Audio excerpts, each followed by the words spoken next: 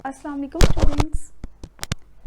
Previous video में हमने एक टॉपिक कवर किया था that is ideal gas equation, और हमने इक्वेशन ड्राइव की थी PV इक्वल है nRT, जिसमें P प्रेशर ऑफ गैस है, V वॉल्यूम है गैस का, N जो है नंबर ऑफ़ मोल्स हैं, T टेम्परेचर है। ये चार चीज़ें तो समझ आ गई थी।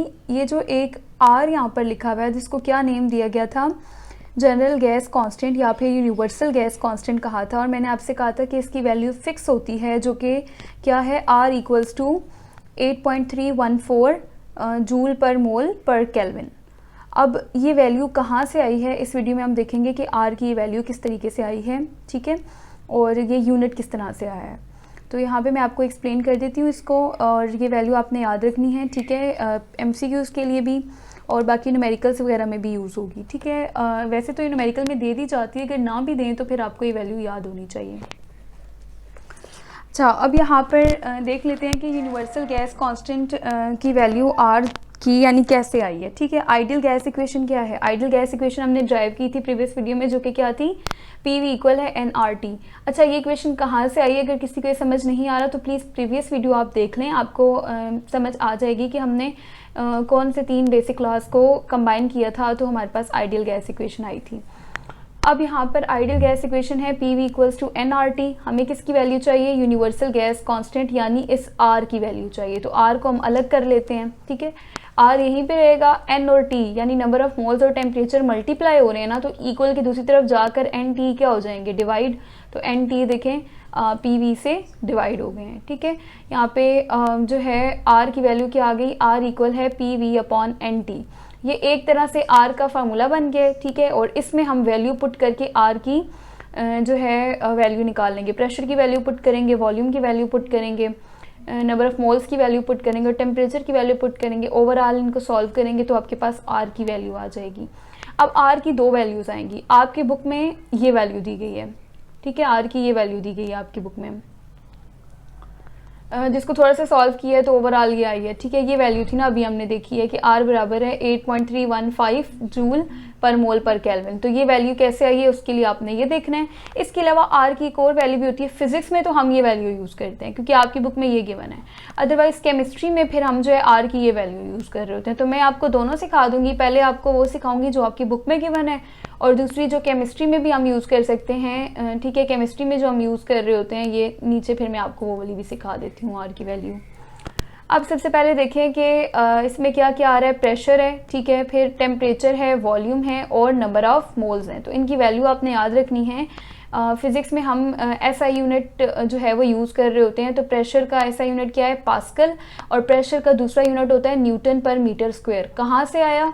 प्रेशर बराबर है force per unit area, force का यूनिट न्यूटन और एरिया का यूनिट मीटर स्क्वायर। तो न्यूटन पर मीटर स्क्वायर प्रेशर का एक यूनिट है SI यूनिट, और SI यूनिट प्रेशर का पास्कल है, और दूसरा फार्मूला यूनिट जो है वो इसका क्या है? न्यूटन पर मीटर स्क्वायर। यानी पास्कल जो है 1 पास्कल बराबर है 1 न्यूटन पर मीटर स्क्वायर के।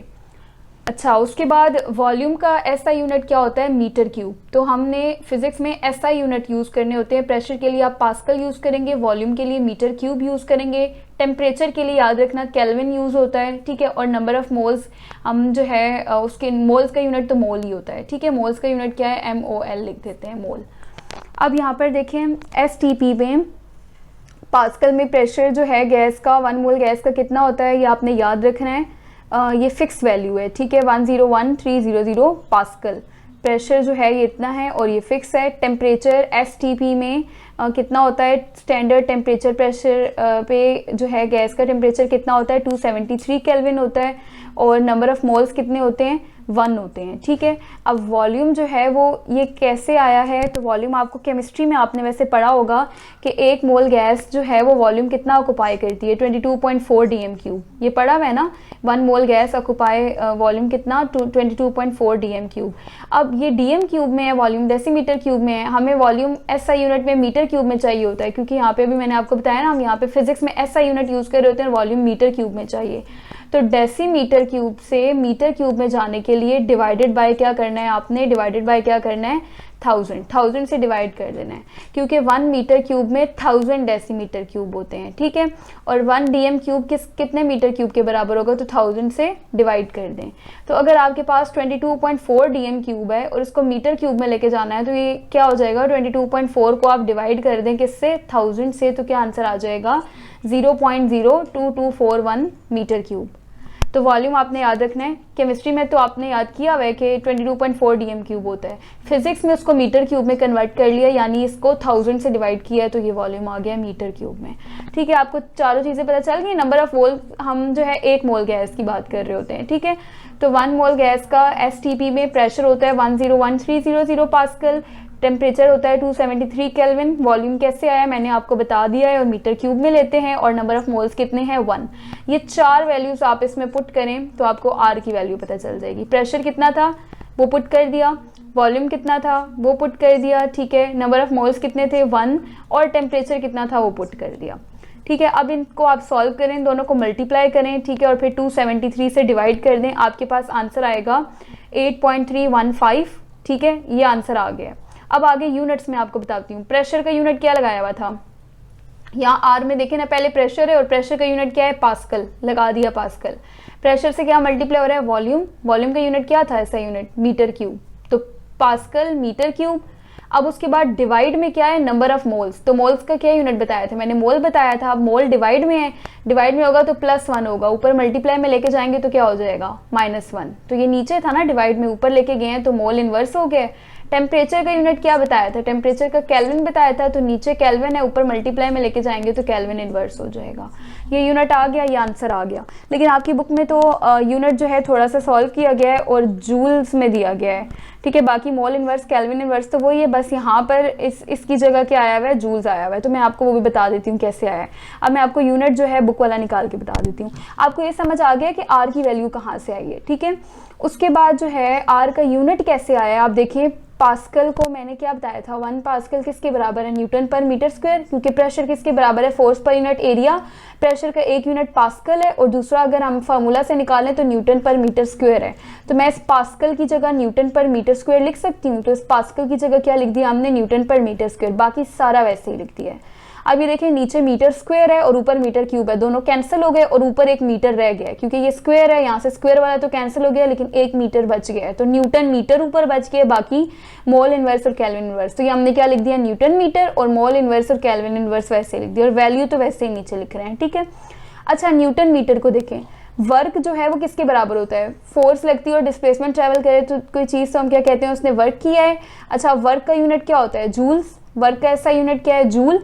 और अगर फार्मूला यूनिट निकालें तो फोर्स का यूनिट होता है न्यूटन और डिस्प्लेसमेंट का यूनिट होता है मीटर, तो न्यूटन मीटर। वर्क का एक यूनिट आता है न्यूटन मीटर और दूसरा आता है जूल्स, यानी 1 जूल बराबर है किसके, 1 न्यूटन मीटर के। तो जूल की जगह न्यूटन मीटर और न्यूटन मीटर की जगह जूल लिख सकते हैं ना। तो ये देखें, ये न्यूटन मीटर है तो इसकी जगह क्या लिख दिया है, जूल लिख दिया है।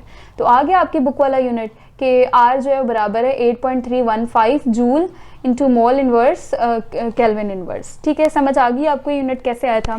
अब ये तो था फिजिक्स में। अब केमिस्ट्री में क्या होता है, सारा वही है, बस इसमें यह है कि हम एसआई सिस्टम को यूज़ नहीं कर रहे होते। मतलब कि एसआई सिस्टम में, सिस्टम इंटरनेशनल में क्या हो रहा होता है कि प्रेशर को पास्कल मिलना होता है, वॉल्यूम को मीटर क्यूब में।